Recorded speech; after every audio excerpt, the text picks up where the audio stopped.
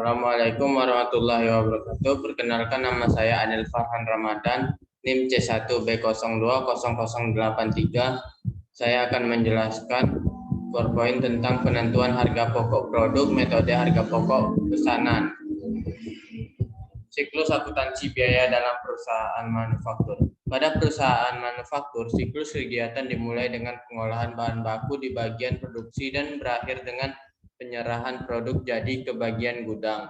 Dalam perusahaan manufaktur, siklus akuntansi biaya dimulai dengan pencatatan harga pokok bahan baku yang dimasukkan dalam proses produksi, dilanjutkan dengan pencatatan biaya tenaga kerja langsung dan biaya overhead pabrik yang dikonsumsi untuk produksi, serta berakhir dengan disajikannya harga pokok produk jadi yang diserahkan oleh bagian produksi ke bagian gudang.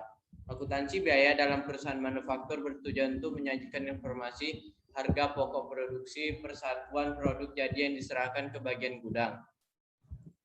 Pada prosesnya, akuntansi biaya akan tampak pada siklus perusahaan manufaktur. Oleh karena itu, pembahasan metode harga pokok pesanan akan menarik beratkan pada proses di perusahaan manufaktur saja. Siklus akuntansi biaya dalam perusahaan manufaktur digunakan untuk mengikuti proses pengolahan produk sejak dari pemasukan bahan baku ke dalam proses produksi sampai dengan dihasilkannya produk jadi pada proses produksi tersebut. Karakteristik harga pokok pesanan. 1. Perusahaan memproduksi bermacam-macam produk berdasar spesifikasi pemesanan dan setiap jenis produk perlu dihitung harga pokok produksinya secara individual. Ada pula kelompok dari biaya produksi yang berhubungan dengan produk, yaitu biaya produksi langsung dan biaya produksi tidak langsung. 3. Biaya bahan baku dan biaya tenaga kerja langsung termasuk bagian dari biaya produksi langsung. Dan biaya overhead pabrik termasuk dalam istilah biaya produksi tidak langsung. Biaya produksi tidak langsung diperhitungkan sebagai harga pokok produksi pesanan tertentu berdasarkan biaya yang sesungguhnya terjadi. Sedangkan biaya overhead pabrik diperhitungkan ke dalam harga pokok pesanan berdasarkan tarif yang ditentukan di muka. 5. Saat pesanan telah selesai diproduksi, harga pokok produksi dihitung per unit. Caranya dengan membagi jumlah biaya produksi yang dikeluarkan untuk pesanan tersebut dengan jumlah unit produk yang dihasilkan dalam pesanan yang bersangkutan. Manfaat informasi harga pokok produksi per pesanan. 1. Menentukan harga jual yang akan dibebankan kepada pemesanan. Perusahaan produksi yang produksinya berdasarkan pesanan memproses produknya berdasarkan spesifikasi yang ditentukan oleh pemesan. Dengan demikian, biaya produksi pesanan yang satu akan berbeda dengan biaya produksi pesanan yang lain, tergantung pada spesifikasi yang dikehendaki oleh pemesan.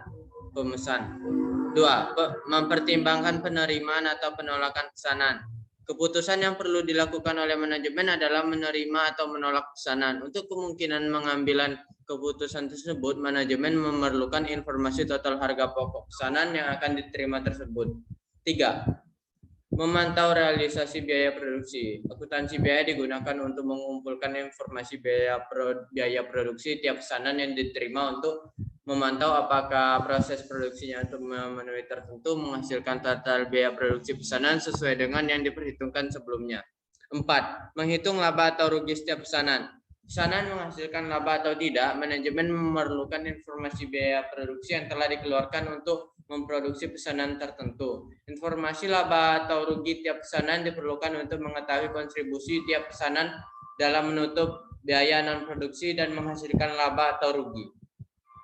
5. Menentukan harga pokok persediaan barang jadi dan barang dalam proses yang disajikan neraca. Saat perusahaan dituntut untuk membuat pertanggungjawaban keuangan periodik, manajemen harus menyajikan laporan keuangan berupa neraca dan laporan laba rugi. Di dalam neraca dan manajemen harus disajikan harga pokok persediaan barang jadi dan harga pokok yang sampai dengan tanggal neraca masih dalam proses. Untuk tujuan tersebut, manajemen perlu menyelenggarakan pencatatan biaya produksi untuk setiap pesanan. Kartu harga pokok.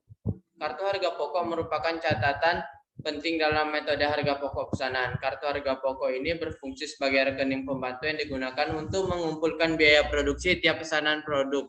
Biaya produksi untuk mengerjakan suatu pesanan dicatat secara rinci di dalam kartu harga pokok pesanan yang bersangkutan. Biaya produksi dipisahkan menjadi biaya produksi langsung dan biaya produksi tidak langsung dalam hubungannya dengan pesanan tersebut. Perlakuan akuntansi biaya harga pokok produk. Metode menentukan harga pokok produksi adalah cara untuk memperhitungkan unsur biaya ke dalam harga pokok produksi. Dalam memperhitungkan unsur biaya ke dalam harga pokok produksi tersebut dua pendekatan. Full costing. Full costing merupakan metode penentuan harga pokok produksi yang memperhitungkan semua unsur biaya produksi ke dalam harga pokok produksi yang terdiri dari biaya bahan baku, biaya tenaga kerja langsung dan biaya overhead pabrik baik yang diperilaku variabel maupun tetap. Variable costing. Variable costing merupakan metode penentuan harga pokok produksi yang hanya memperhitungkan biaya produksi yang berperilaku variabel ke dalam harga pokok produksi yang terdiri dari biaya bahan baku, biaya tenaga kerja langsung, dan biaya overhead pabrik variabel. Perbedaan full costing dan variable costing. Dalam metode full costing dimasukkan unsur biaya produksi karena masih berhubungan dengan pembuatan produk berdasar tarif. Sehingga apabila produksi sungguhnya berbeda dengan budget, maka akan timbul kekurangan atau kelebihan pembebanan. Tetapi pada variable costing memperlakukan biaya produksi tidak langsung dan tetap bukan sebagai unsur harga pokok produksi, tetap lebih dimasukkan sebagai biaya periodik, yaitu dengan membebankan seluruhnya ke periode di mana biaya tersebut dikeluarkan, sehingga dalam variable costing tidak dapat pembebanan lebih atau kurang. Itulah yang